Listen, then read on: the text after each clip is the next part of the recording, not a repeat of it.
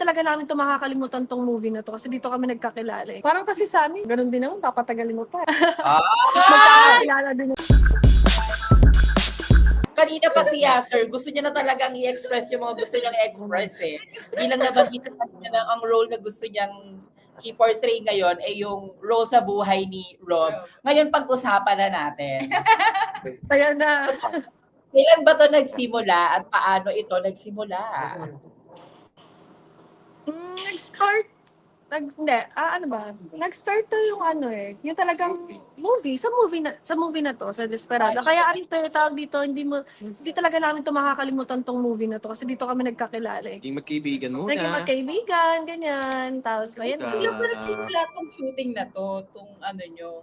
Workshop. December. First week. Bago lang, as in bago lang din talaga kami. December.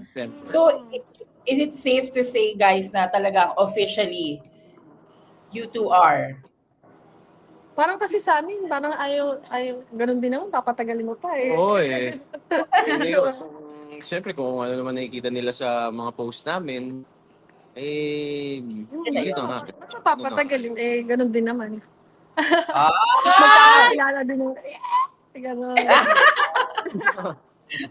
So it's official, you guys are in a Oo, relationship. hindi naman na kami mga bagets eh, di ba, para maglaro-laruan pa. So sabi mo natatandaan mo yung mukha ni Yasser. Ano yung natatandaan mo sa mukha ni Yasser? Napogian ka ba sa kanya? Kasi ngayon, mahaba na yung buhok niya eh. Noong time na yun, parang totoy-totoy siya. Ano bang palabas yun yung sa inyo ni... Tadhana. Sa Tadhana. Oo, yung may teacher, tapos estudyante siya. Ganun. Ikaw naman Yasser, na aaninagan mo na ba si Ro? Oo, matunog na talaga yung pangalan niya. Matunog na talaga. Actually. Saan narinig pag lumalabas ko ng bahay. Parang Rob. Sabi ko, sino ba to? Eh ako, hindi nga talaga ako ma-follow. Hindi ako na mas madalas mag-check ng social media. So, gano'n. Ako, gusto ko yung mga gusto ko yung mga organic encounter. Fantasy mo Ganong din. klase yung, oo eh. So, nung sa movie, sabi ko, si Rob, tingnan ko, sabi ko, uy, grabe, ano to parang ang hot naman ito. Sabi ko, gano'n, sabi ko matapang. Pero nung nagkatrabaho na kami, ang sweet niya magsalita.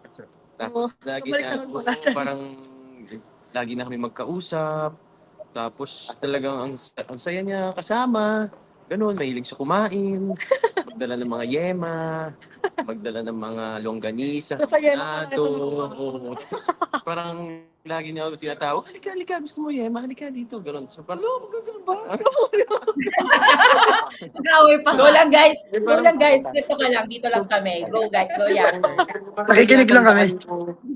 Yung mga small details na sinasabi niya, natatandaan ko na lahat. Hindi naman ako dati. Sabi ko, ba't parang nagkakaroon ako ng concern, nagkikare na ako sa kanya. Text mo kasi ako. Tapos gusto ko, hindi naman.